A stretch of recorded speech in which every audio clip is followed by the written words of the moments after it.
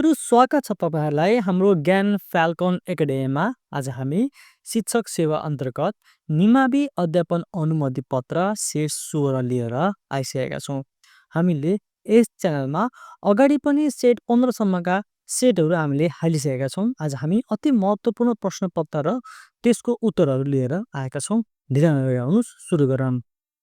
प्रश्न नम्बर 1 रहेको छ, नेपालको संविधान अनुसार प्रत्येक नागरिकलाई राज्यबाट आधारभूत तहसम्मको शिक्षा पाउने हक छ। ए अनिवार्य, बी अनिवार्य र निशुल्क, सी निशुल्क र गुणस्तरीय, डी सर्वसुलभ र अनिवार्य। यसको सही जवाफ हो बी अनिवार्य र निशुल्क।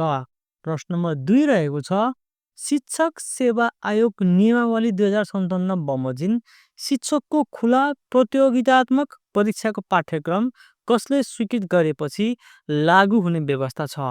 क नेपाल सरकार, बी शिक्षक सेवा आयोग, सी शिक्षा विज्ञान तथा प्रविधि मन्त्रालय, डी राष्ट्रिय पाठ्यक्रम विकास तथा मूल्याङ्कन परिषद। यसको सही जवाफ हो बी शिक्षक सेवा आयोग। प्रश्न नम्बर 3 रहेको छ, साङ्केतिक भाषामा परीक्षा दिने प्रयोजनका लागि केन्द्राध्यक्षले बढीमा कति समय थप उपलब्ध गराउन सक्ने व्यवस्था छ? ए 15 मिनट, बी 30 मिनट, सी 1 घन्टा, डी 1 घन्टा 30 मिनट।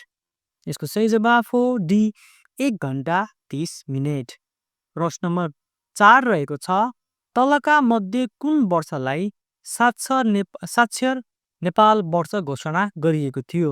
ए Vikram Samvat 2074, B Vikram Samvat 2075, C Vikram Samvat 2076, D Vikram Samvat 2077। यसको सही जवाफ हो सी विक्रम सम्वत 2076। प्रश्न नम्बर 5 रहेको छ, शिक्षामा महिलाहरूको समान पहुँच कार्यक्रम कसको आर्थिक सहयोगमा सञ्चालन भएको थियो? A UNESCO, B UNICEF, C world bank, D WHO। यसको सही जवाफ हो बी युनिसेफ। प्रश्न नम्बर 6 रहेको छ, अरूका विचार, दृष्टिकोण, सूचना तथा जानकारी सक्रियतापूर्वक सुन्ने, बुझ्ने र तदनुकूल आवश्यक प्रतिक्रिया जनाउने योग्यता कस्तो प्रकारको व्यवहार कुशल सिप अन्तर्गत पर्दछ? ए सोचाइ सिप, बी व्यक्तिक सिप, सी अन्तर्वैयक्तिक सिप, डी नागरिक सिप। यसको सही जवाफ हो सी अन्तर्वैयक्तिक सिप। प्रश्न नम्बर 7 रहेको छ, नेपालको पहिलो पूर्ण साक्षर जिल्ला कुन हो? A Lalitpur, B Sindhupalchok, C Kathmandu, D Bhaktapur. यसको सही जवाफ हो ए ललितपुर। प्रश्न नम्बर 8 रहेको छ, तलका मध्ये कुन कार्य सिकाइ अन्तर्गत पर्दछ? ए गौथलीले गुड बनाउनु, बी आफ्नो आमा देख्दा बच्चा रुनु, सी ठुलो आवाज सुन्दा झस्किनु, डी मोटरसाइकल चलाउन सक्नु। यसको सही जवाफ हो डी मोटरसाइकल चलाउन सक्नु। प्रश्न नम्बर 9 रहेको छ, निकटता र सबलीकरणद्वारा प्राणीका प्रतिक्षेप क्रियालाई कुनै अस्वाभाविक उत्तेजनासँग सम्बन्धित गराएर सिकाइ हुन्छ भन्ने मान्यता राख्ने सिकाइ सिद्धान्त कुन हो? ए शास्त्रीय सम्बन्धन सिद्धान्त, बी कार्यपरक सिकाइ सिद्धान्त, सी प्रयत्न र भुल सिकाइ सिद्धान्त, डी बान्डुराको सामाजिक सिकाइ सिद्धान्त। यसको सही जवाफ हो ए शास्त्रीय सम्बन्धन सिद्धान्त। प्रश्न नम्बर 10 रहेको छ, भोक लाग्नु कस्तो प्रेरणा हो? ए जन्मजात प्रेरक, बी आर्जित प्रेरक, सी व्यक्तिगत प्रेरक, डी सामाजिक प्रेरक। यसको सही जवाफ हो ए जन्मजात प्रेरक। प्रश्न नम्बर 11 रहेको छ, कुनै अवस्था वा वस्तु जसको उपस्थितिले प्रतिक्रियाको दर प्रभावित भई घट्ने वा बढ्ने कार्य हुन्छ यसलाई के भनिन्छ? ए उत्प्रेरणा, बी पुनर्बल, सी अभ्यास, डी स्मृति। यसको सही जवाफ हो बी पुनर्बल। प्रश्न नम्बर 12 रहेको छ, विद्यालयका सन्दर्भमा तलको कुन भनाइ सही छ? ए विद्यालय समाजको एक सहपद्धतिको रूपमा रहेको हुन्छ, बी विद्यालय सामाजिकरणको एक औपचारिक निकाय हो, सी विद्यालय समाजको लघुरूप हो, डी माथिका सबै।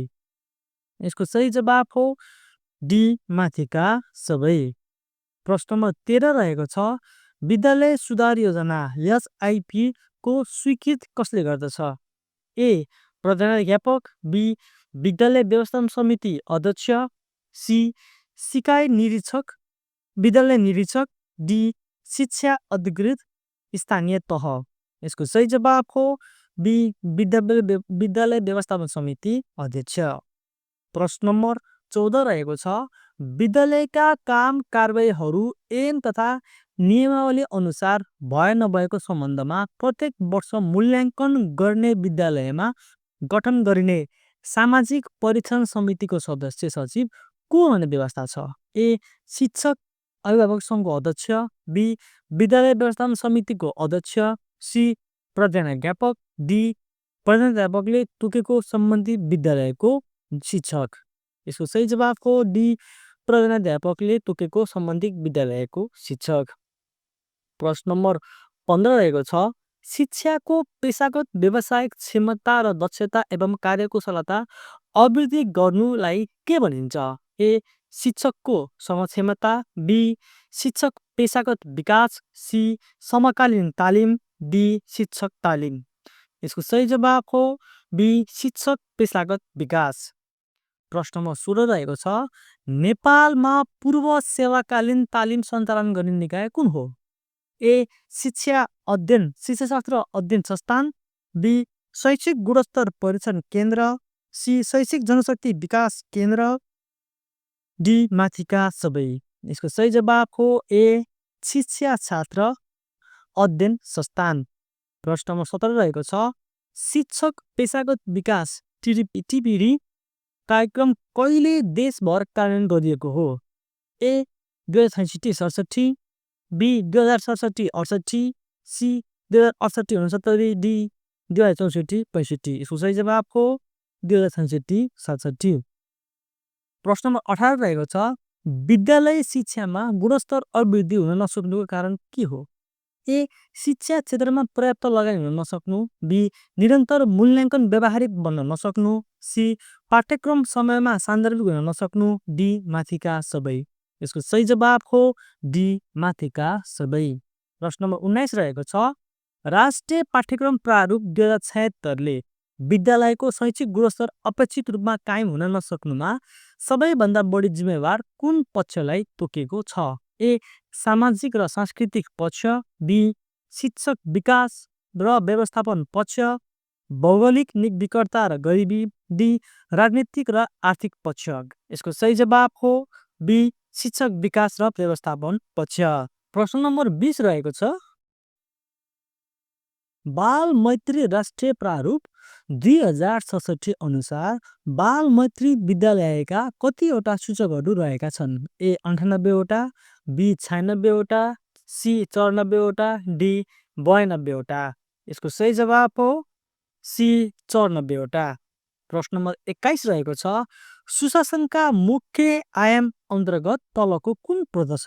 ए राजनैतिक आयाम, बी सामाजिक आयाम, सी नैतिक आयाम, डी माथिका सबै। यसको सही जवाफ हो डी माथिका सबै। प्रश्न नम्बर 22 रहेको छ विकेन्द्रीकृत शैक्षिक शासन पद्धतिको उदाहरण तलका मध्ये कुन हो? ए शिक्षा मन्त्रालयले शैक्षिक व्यवस्थापन गर्नु, बी सामाजिक विकास मन्त्रालयले शैक्षिक व्यवस्थापन गर्नु, सी शिक्षा विकास तथा समन्वय इकाइले शैक्षिक व्यवस्थापन गर्नु, डी गाउँ नगरपालिकाले शैक्षिक व्यवस्थापन गर्नु। यसको सही जवाफ हो डी गाउँ नगरपालिकाले शैक्षिक व्यवस्थापन गर्नु। प्रश्न नम्बर 23 रहेको छ विद्यालय गुनासो सुनवाई कार्यविधि 2074 अनुसार स्थानीय तहको भूमिका तलका मध्ये कुन पर्दछ? ए विद्यालयमा गुनासो सुनवाई समितिको लागि आवश्यक प्रतिनिधिको व्यवस्था गर्ने, बी गुनासो सुनवाई संयन्त्रबाट सिफारिस भई आएका गुनासो तथा समस्याहरूको सम्बन्धनका लागि पहल गर्ने, सी का विद्यालयले कार्यविधि अनुसार गुनासो सुनवाई संयन्त्रको तयार गरी कार्यान्वयनमा ल्याइएको नल्याइएको अनुगमन गरी आवश्यक निर्देशन दिने, डी माथिका सबै। यसको सही जवाब हो डी माथिका सबै। प्रश्न नम्बर 24 रहेको छ, एउटा फाइलभित्र के कागजातहरू छन् भनी थाहा दिने प्रयोजनका लागि तयार पारिएको विषय सूचीलाई के भनिन्छ? ए फाइलिङ, बी अभिलेख, सी पञ्जिका, डी टिप्पणी। यसको सही जवाब हो सी पञ्जिका। प्रश्न नम्बर 25 रहेको छ, शिक्षकको निगरानीमा विद्यार्थीको क्रियाशीलता बढाउन कुन बसाइ व्यवस्थापन उपयुक्त मानिन्छ?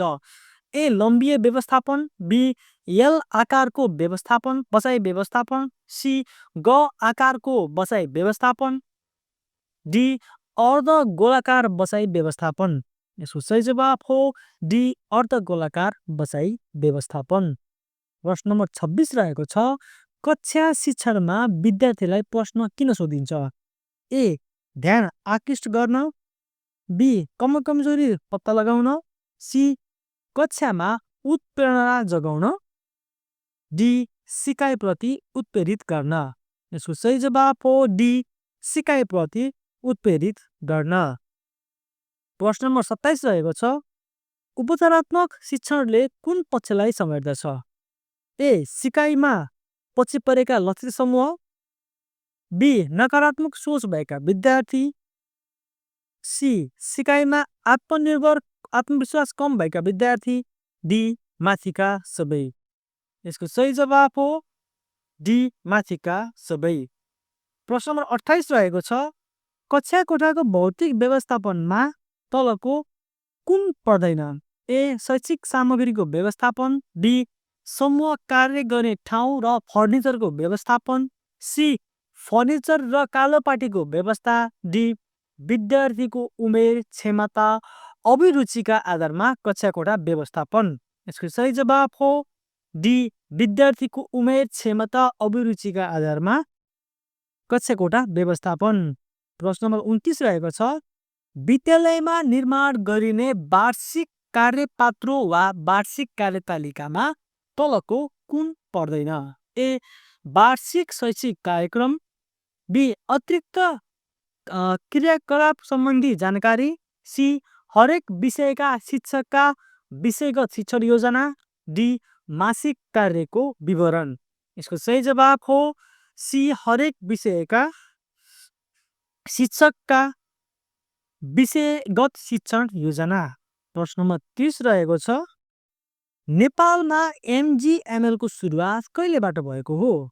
ए विक्रमसम्म 2063, बी विक्रमसम्म 2064, सी विक्रमसम्म 2065, डी विक्रमसम्म 2066। यसको सही जवाब हो डी विक्रमसम्म 2066। प्रश्न नम्बर 31 रहेको छ, पाठ्यक्रमलाई धावन मार्गको रूपमा परिभाषित गर्ने रोबर्ट उचिलको परिभाषा पाठ्यक्रमको कुन परिभाषासँग सम्बन्धित छ? ए पाठ्यक्रमको शाब्दिक अर्थ, बी पाठ्यक्रमको संकुचित अर्थ, सी पाठ्यक्रमको व्यापक अर्थ, डी पाठ्यक्रमको आधुनिक अर्थ। यसको सही जवाब हो ए पाठ्यक्रमको शाब्दिक अर्थ। प्रश्न नम्बर 32 रहेको छ, संज्ञानात्मक क्षेत्रको सबैभन्दा उच्च स्तरको तह कुन हो? ए प्रयोग, बी विश्लेषण, सी संश्लेषण, डी मूल्याङ्कन। यसको सही जवाब हो डी मूल्याङ्कन। प्रश्न नम्बर 33 रहेको छ, पाठ्यक्रम विकासको कुन नमुनालाई मिन्स इन्ड मोडेल भनिन्छ? ए तार्किक नमुना, बी चक्रीय नमुना, सी गतिशील नमुना, डी माकिका सबै। यसको सही जवाब हो ए तार्किक नमुना। प्रश्न नम्बर 34 रहेको छ, पाठ्यक्रम विकासको सबैभन्दा पहिलो चरणमा के गरिन्छ? ए आवश्यकता पहिचान, बी नीतिगत निर्णय, सी पाठ्यक्रम विकास, डी पाठ्यक्रम स्वीकृति र कार्यान्वयन। यसको सही जवाब हो आवश्यकता पहिचान, अप्सन ए। प्रश्न नम्बर 35 रहेको छ, पाठ्यक्रम पाठ्यपुस्तक पाठ्य सामग्री र मूल्याङ्कन सम्बन्धी नीतिहरू निर्माण र मार्ग निर्देशन गर्ने कार्य कसको हो? ए पाठ्यक्रम विकास केन्द्र, बी पाठ्यक्रम राष्ट्रिय पाठ्यक्रम विकास तथा मूल्याङ्कन परिषद, सी जनक शिक्षा सामग्री केन्द्र लिमिटेड, डी नेपाल सरकार। यसको सही जवाब हो बी पाठ्यक्रम राष्ट्रिय पाठ्यक्रम विकास तथा मूल्याङ्कन परिषद। प्रश्न नम्बर 36 रहेको छ, स्तरीकृत परीक्षामा प्रश्नपत्र निर्माण गर्दा मुख्य रूपमा के को प्रयोग गर्नुपर्दछ? ए पाठ्यक्रम, बी पाठ्यपुस्तक, सी विशिष्टीकरण तालिका, सी शिक्षक निर्देशिका। यसको सही जवाफ हो सी विशिष्टीकरण तालिका। प्रश्न नम्बर 37 रहेको छ, कुन शिक्षण विधिको प्रयोगबाट विद्यार्थीमा लजाउने बानी हटाउन सकिन्छ? ए प्रवचन विधि, बी प्रयोगात्मक विधि, सी प्रश्नोत्तर विधि, डी क्षेत्र भ्रमण विधि। यसको सही जवाफ हो सी प्रश्नोत्तर विधि। प्रश्न नम्बर 38 रहेको छ, विद्यार्थी सहभागितालाई सबैभन्दा कम महत्त्व दिने शिक्षण विधि कुन हो? ए प्रदर्शन विधि, बी छलफल विधि, सी समस्या समाधान विधि, डी सोधखोज विधि। यसको सही जवाफ हो ए प्रदर्शन विधि। प्रश्न नम्बर 39 रहेको छ, कुन शैक्षणिक प्रबन्धमा कुनै एक शिक्षक कमजोर भयो भने सबै विद्यार्थी कमजोर हुन्छन्? ए वर्ग शिक्षण, बी मिश्रित शिक्षण, सी विषय शिक्षण, डी बहुवर्ग शिक्षण। यसको सही जवाफ हो ए वर्ग शिक्षण। प्रश्न नम्बर 40 रहेको छ, विद्यालयमा बिहान 10 बजे घन्टी लाग्दा विद्यार्थीहरू प्रार्थना स्थलमा भेला हुनु कुन सिकाइको सिद्धान्तको उदाहरण हो? ए प्रयत्न र भुल, बी शास्त्रीय सम्बोधन, बी अन्तर्दृष्टि, डी कार्यपरक। यसको सही जवाफ हो बी शास्त्रीय सम्बन्धन। प्रश्न नम्बर 41 रहेको छ, रुब्रिक्सको शाब्दिक अर्थ के हो? ए सेतो चक्र, बी रातो चक्र, सी मूल्याङ्कनको साधन, डी मापनको साधन। यसको सही जवाफ हो बी रातो चक्र।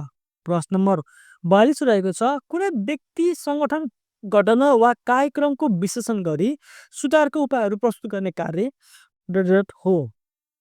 ए घटना अध्ययन, बी शैक्षिक अनुसन्धान, सी कार्यमूलक अनुसन्धान, डी खोज तथा अन्वेषण। यसको सही जवाफ हो ए घटना अध्ययन। प्रश्न नम्बर 43 रहेको छ, तथ्याङ्कहरू वस्तुगत हुने र खोजी प्रक्रिया निगमन ढाँचाको हुने अनुसन्धान कस्तो प्रकारको अनुसन्धान हो? ए गुणात्मक अनुसन्धान, बी परिणात्मक अनुसन्धान, सी शैक्षिक अनुसन्धान, डी कार्यमूलक अनुसन्धान। यसको सही जवाफ हो बी परिणात्मक अनुसन्धान। प्रश्न नम्बर 44 रहेको छ, कार्यमूलक अनुसन्धानमा सिकाइका क्रममा देखिएका समस्या समाधान गर्न को जिम्मेवार हुनु पर्दछ?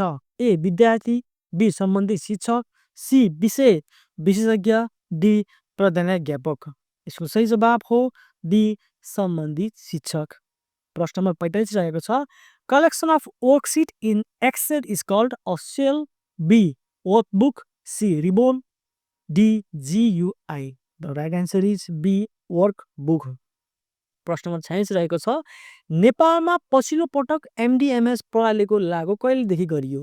ए विक्रम सन 2080 जेठ 1बाट, बी विक्रम सन 2069 भदौ 30बाट, सी विक्रम सन 2079 जेठ 1 गतेबाट, डी विक्रम सन 2079 चैत्र 30बाट। यसको सही जवाफ हो ए विक्रम सन 2080 जेठ 1 गतेबाट।